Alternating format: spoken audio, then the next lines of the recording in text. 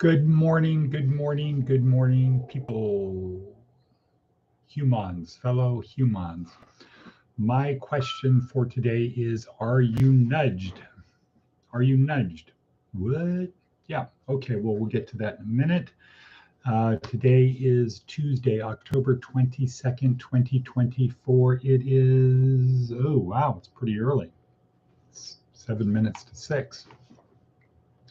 We'll be half done by the time people's routines catch. Oh, Water Bevy is there. Oh, OMG, early start. Yeah, I don't know how that happened. Bad timing on my part. What is that thing over there on the wall? What is that? What do you think that is? Okay, so good morning. Today is, again, Tuesday, October 22nd. 2024. This month is flying by. Good morning, Diana. Good morning, good morning. And it's getting a little bit colder out. So once again, I'm wearing warmer stuff. It's not cold, it's colder. And let's see, the temperature is 52. So within a month, within 4 weeks, it's going to be in the 30s. I'm going to say, man, it's colder than a witch's patootie out here. So, but here we are, we few, we happy few, we band of brothers, as Henry V would say in Shakespeare. As Henry would say, Hal would say. Okay, so what are we here for? Well, we're here for the companionship. We're here for the routine. We're here for the habit. We're here for habit of creating what? Better preparing ourselves for what comes next. The little suffering we have, meh. In fact, if we focus on Jesus saying it's harder for a rich man to get to heaven than for a camel to pass through the eye of the needle, it would be true. Yeah, if we are suffering, all we have to focus on is overcoming the suffering. We don't really have a lot of other temptations, right? But when things are going well, the temptations crawl in. I have a real bad connection. Okay, well, what you might do is hang up, come back, or try to go to a different place to get a better connection. Okay, so the big question is, will Matt be here today? Matticus von Atticus, will he be here? But our theme of today, have you been nudged? Are you nudged? What? We'll talk about that a little bit later. Advice from an 80-year-old, be a good loser. Be a good loser. Why? Why should you be a good loser? Who's got an answer to that? I go to Seth Godin. It has the strategy questions. This is his new book, which I bought on the package back in, I think, July or August. This whole pack where you buy it, you get 7 books or 5 books and you hand them out to people and a candy bar and a bunch of other stuff because you were first. So I'm anxiously awaiting the arrival of that. In fact, I might go by the post office to see if I got it. But there are too many things to list. What is my strategy to make this change happen? Can I articulate it clearly? What false proxies are likely to distract me? What matters? What can I learn from comparable projects that have succeeded or failed? Okay, et cetera, because time is racing. Have you been nudged? Who's been nudged out there? And when I say nudged, I don't mean nudged. Okay, so why is it good to be a good loser? And Watabebe says, BC, before Christ, losses are wins. So before Jesus came, losses are wins. What? No, because losses are wins. Oh, I thought it was before Christ. I thought it was a time period. Well, You can look at it that way, but from a Jordan Peterson perspective, because people will play with you if you're a good loser. If you're a bad loser, is anybody going to want to play with you again? Think like you're a chess player, you lose, you're going to lose. The guy says checkmate, and you flip the board up. You suck. You cheated.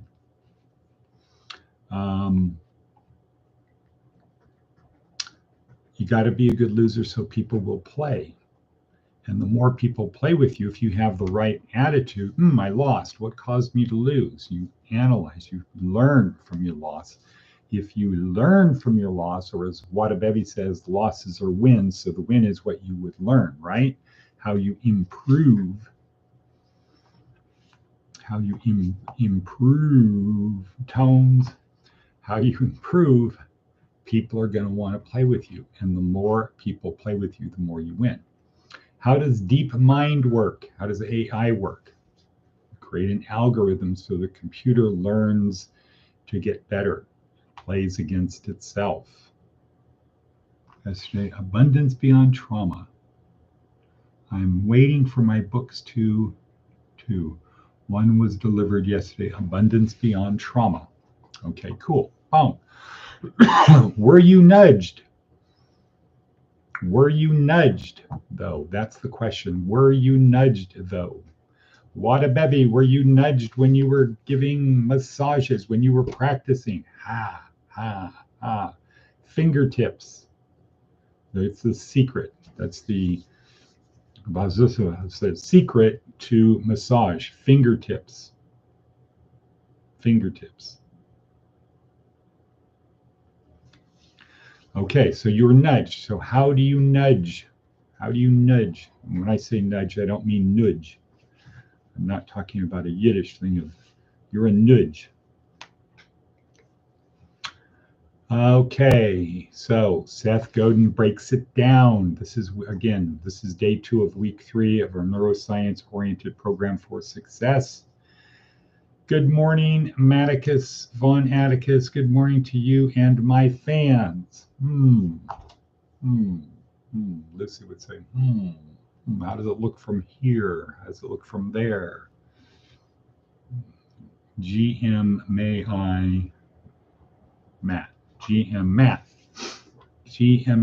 Matticus Von Atticus, who's coming out here this week. We will roll out the reddish sort of colored, not really carpet. Okay, so day 2, week 3, outside my skull-sized kingdom. I'm trying to get people to help me on my journey through this life. I have to nudge them. I was nudged like a horse jockey, whipping his horse to go to the right direction. Okay, so whipping is not nudging. Okay, good one. Okay, I have to laugh. Nudging is more like, let's go, homie. It's just kind of an elbow thing, or it's kind of a, at the back of your hand. Let's go. Come on, let's go. What Wadabevi would do when she's at a game trying to get people through the metal detector as fast as possible. That would be nudging, not whipping them through. Okay, so nudging is like bonk, bonk, elbow, backhand, just a little tap. Let's go, man. That is nudging. Oops. So along with cold weather comes coffee.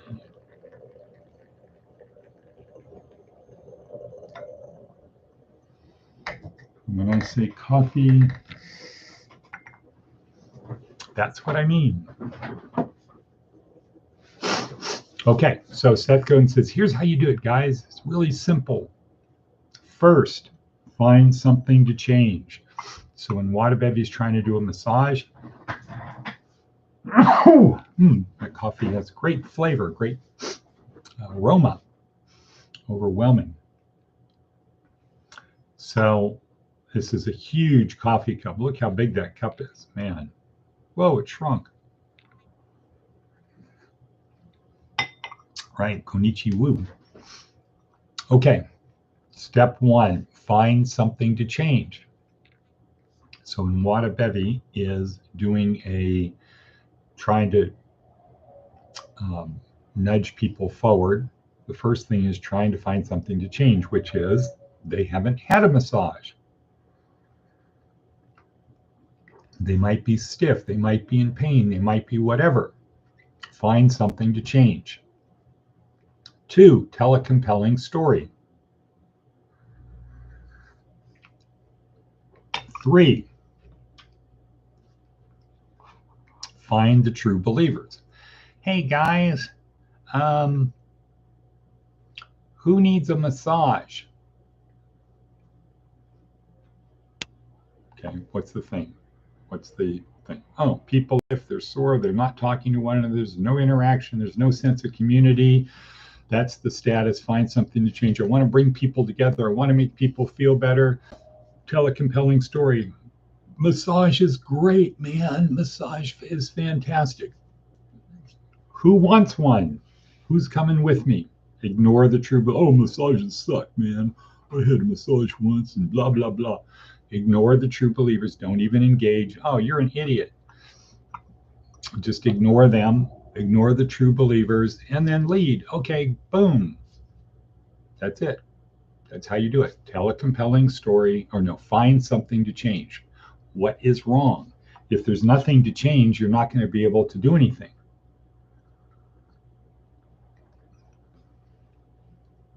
Tell a compelling story. Man, I could use a massage right now. Me too. Oh, wait a second. I'm a masseuse. I'm in massage school. I forgot about that. You need a massage? Tell a compelling story. Connect the true believers and ignore the non-true believers.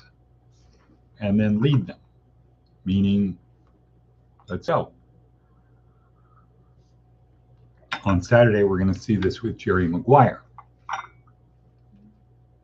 The first one is when he's leaving, it's called the fish scene. And he's telling a non-compelling story. He's trying to get people to leave, but the story isn't compelling, and the result is nobody's going with him. Who's coming with me? Who's coming with me? Ah, this is embarrassing, right? I will go with you. Dorothy Boyd. Right now. Yeah, come on. Okay, so they play it out perfectly. This is a thing to do. So you want to get on you want to create the habit of always finding where you can nudge people forward, how you make their lives better. You can always, so you want to create a habit, an autopilot habit, non-conscious behavior of always looking for ways to nudge people forward. So to do that, you're always looking for what? Something to change.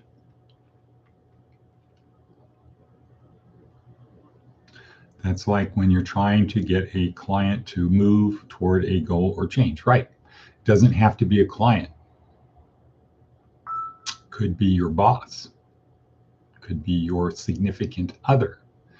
It could be whoever. You know, you're in a communication, you're having intercourse. And I'm not saying sexual intercourse, you're having an exchange with somebody. Always non-consciously, you should be thinking, how can I nudge forward? How can I make this better? How can I put air in their tires? Whereas what do most people do? Right? How do I get air out of their tires? How do I do that? How do I get on top? What did Jesus say? You need to be a servant. I came to serve, not to be served. So if that's your attitude going in, okay, I'm going to work today. What's the status quo? Oh, everybody's not in a good shape. How can I nudge them forward? So some people might say, well, I'm going to be upbeat and cheerful. Okay, cool. Right? Find part of the status quo. Everybody here is bored. Tell a compelling story. How do I do that? And there's a whole bunch of ways you can do it, right? Bunk, bunk, bunk, bunk, bunk. Whole bunch of ways. Connect the true believers, so you do it, which might mean, according to Derek Sivers, you become a lone nut, right? And you look for your first followers. So for Jerry Maguire, Dorothy Boyd was his first follower. Then he went from being a lone nut to what? A leader.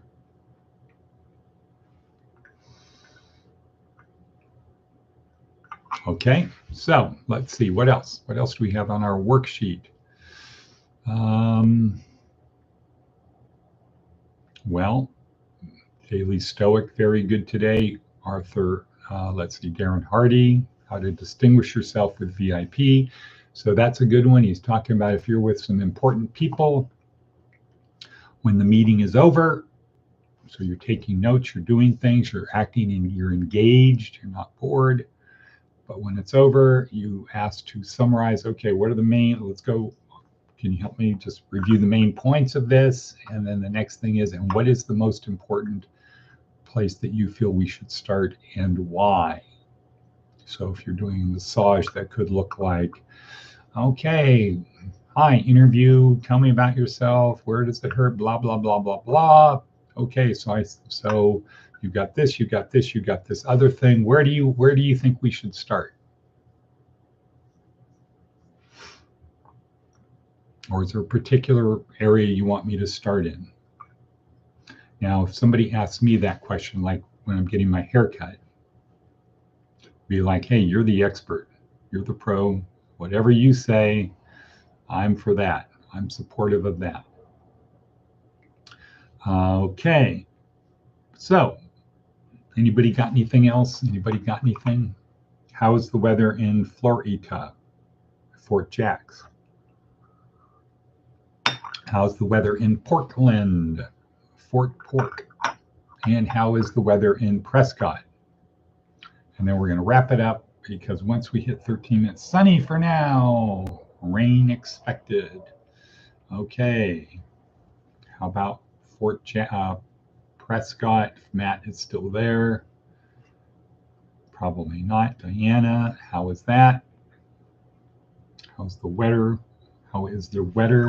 The weather is rainy and cold. Okay. And so for Matt, it's probably cool and dry. So with that, let us say Auf Wiedersehen, Shivas and Shalom, hasta luego.